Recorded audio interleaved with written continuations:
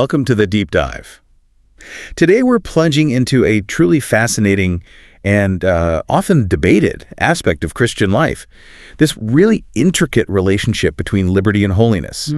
We've been immersed in a rich source, sacred liberty and grace in Christian life, which offers, well, a unique and frankly quite radical perspective on this topic. It absolutely does. It's a discussion that cuts right to the core of what it means to live a life of faith. And yeah, it often challenges what we might think of as, conventional understandings. You've hit on such a core tension there.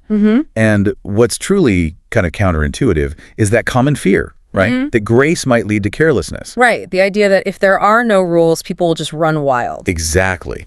But this source makes a bold, almost revolutionary claim. It's not the absence of restraint, but the power of grace itself that actually prevents us from sinning. Yeah. That sounds like a paradox. How does it explain that? It's precisely that paradox we're going to unravel today.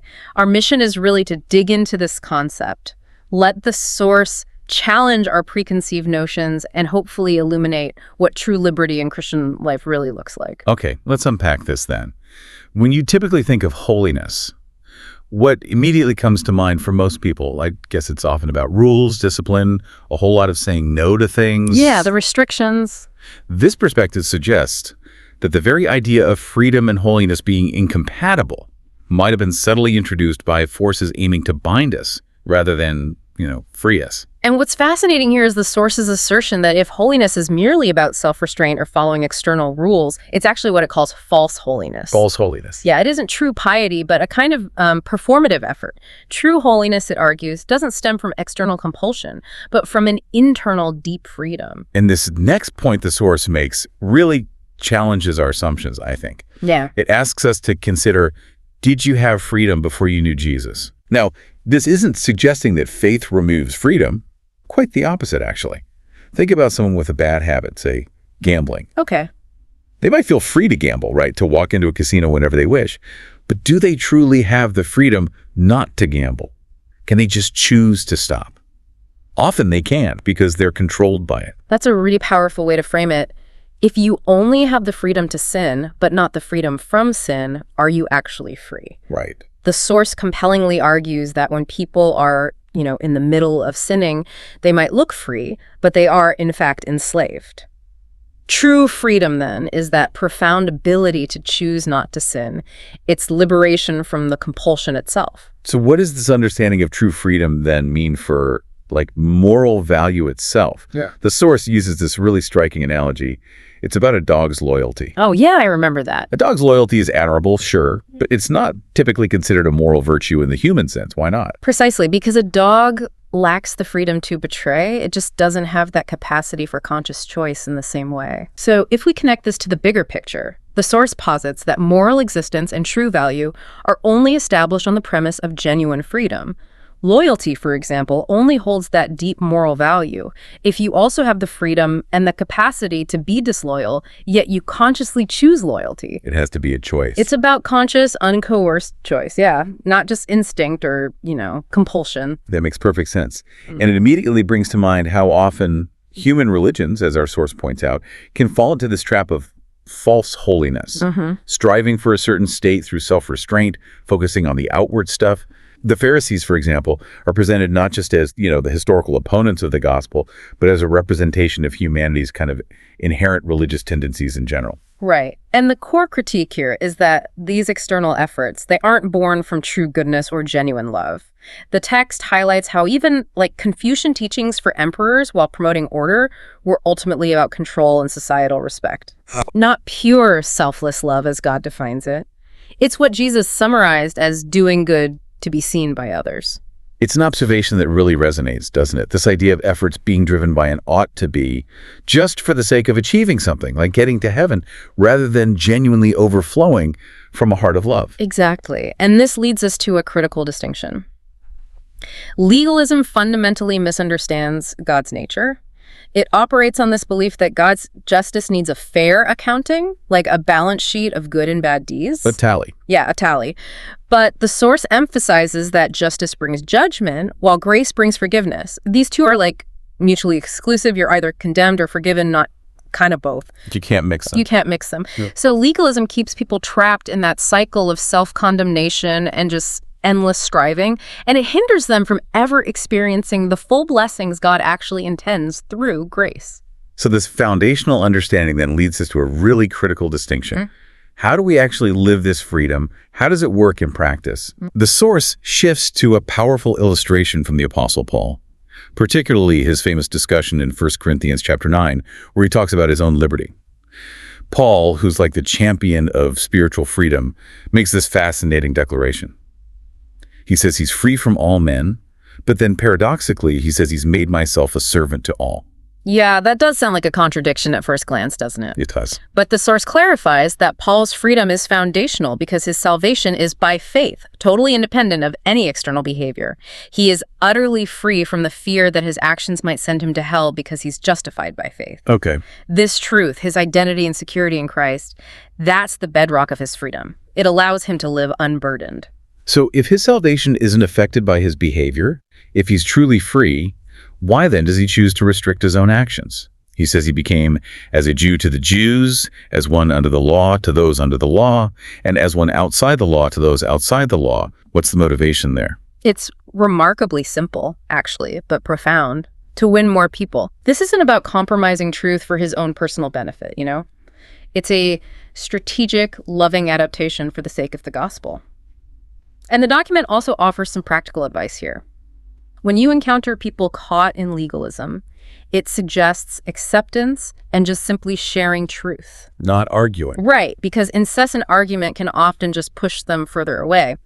However, it also clarifies that for certain religious leaders, the ones likened to wild wolves who are intentionally misleading others, well, a firm stance is absolutely necessary then. Paul and Jesus themselves modeled that. Okay, that's a really crucial distinction.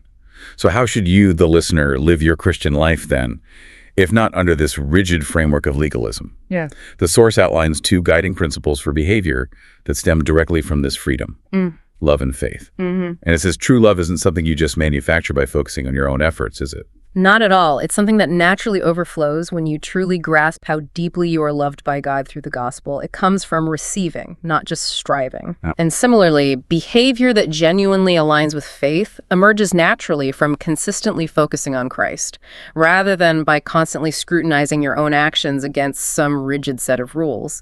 Your actions might not always meet other standards, maybe, but their ultimate purpose remains the gospel itself. This whole understanding of living by love and faith, not rules, it resonates so deeply with Paul's powerful declaration in Galatians 5, right? Where he champions this very freedom Christ gives us. Absolutely. He urges us, stand firm then, and do not be burdened again by a yoke of slavery. It also highlights that faith working through love is what truly matters, not these external acts like circumcision was for them. Precisely. And the source underscores that embracing legalism here isn't just a misstep.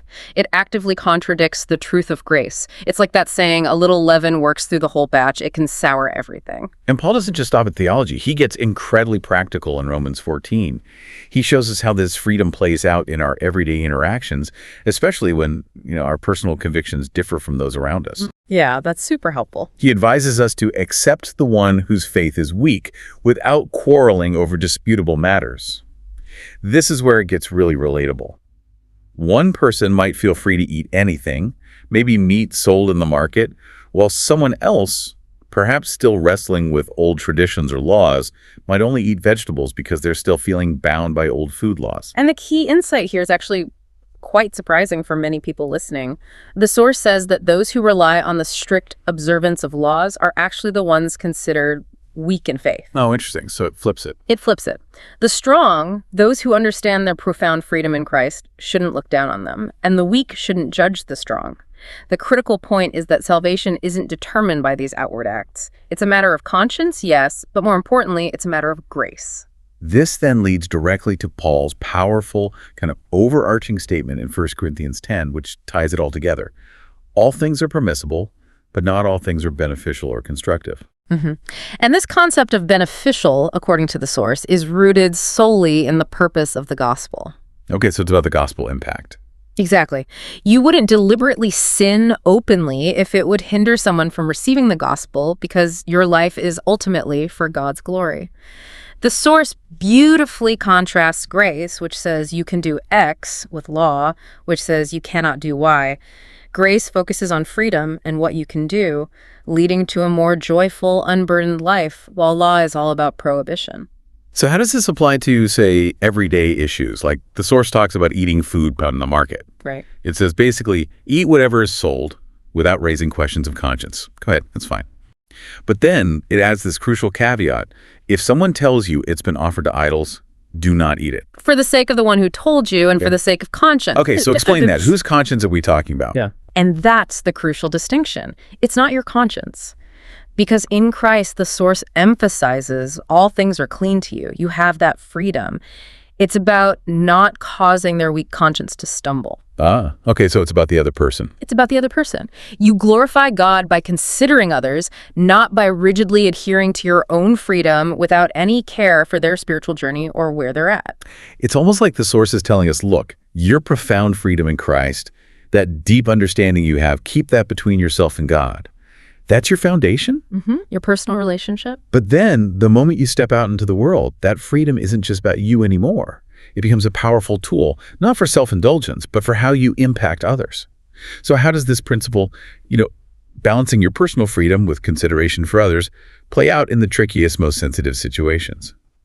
This understanding is precisely what Paul tackles head-on in 1 Corinthians 8, as he addresses the really complex issue of eating food offered to idols. That's right. And the source quickly states the baseline. For the believer who truly understands God, idols are nothing.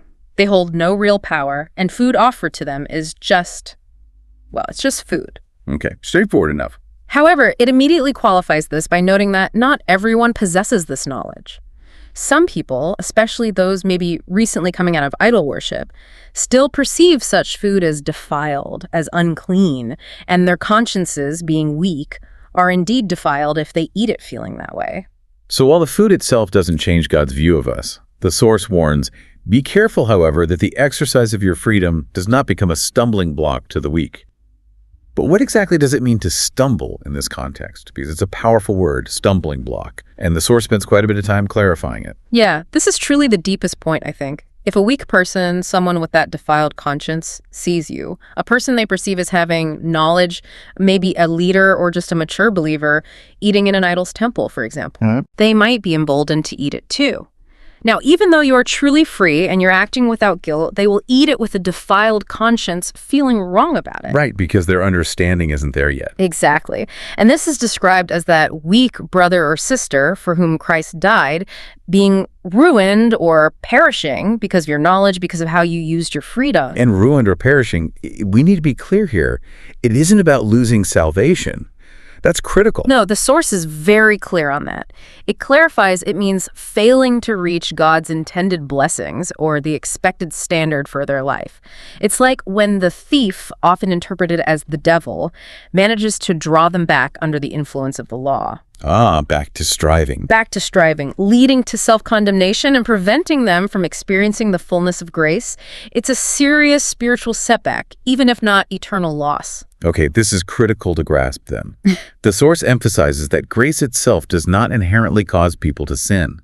It's not grace's fault. Instead, it's a misunderstanding of freedom, particularly when someone is still mentally living under the law, that leads to sin, or perhaps more accurately, the feeling and consequence of sinning in their conscience. Precisely.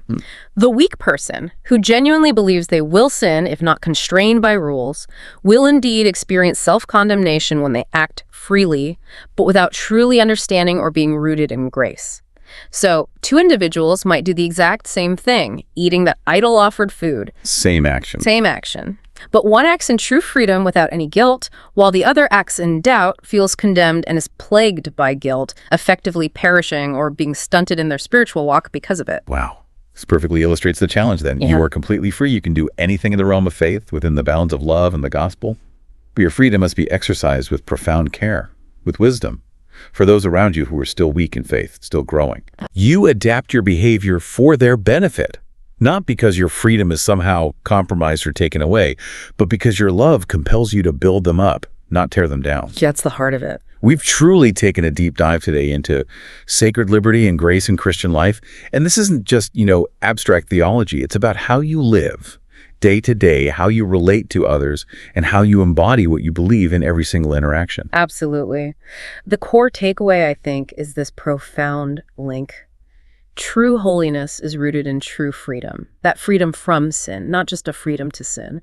And the right use of that incredible freedom isn't about self-indulgence. It's about a powerful, selfless love that builds others up and ultimately points them towards the gospel. Yeah. It really challenges us to reflect not just on what we do, but the motivation behind it in the context of our actions, especially concerning others. So as you go about your week, maybe consider this. How might truly understanding your own radical freedom in Christ, combined with your loving responsibility to others, how might that transform a situation you once viewed as just a rigid black and white choice between right and wrong? Something to think about.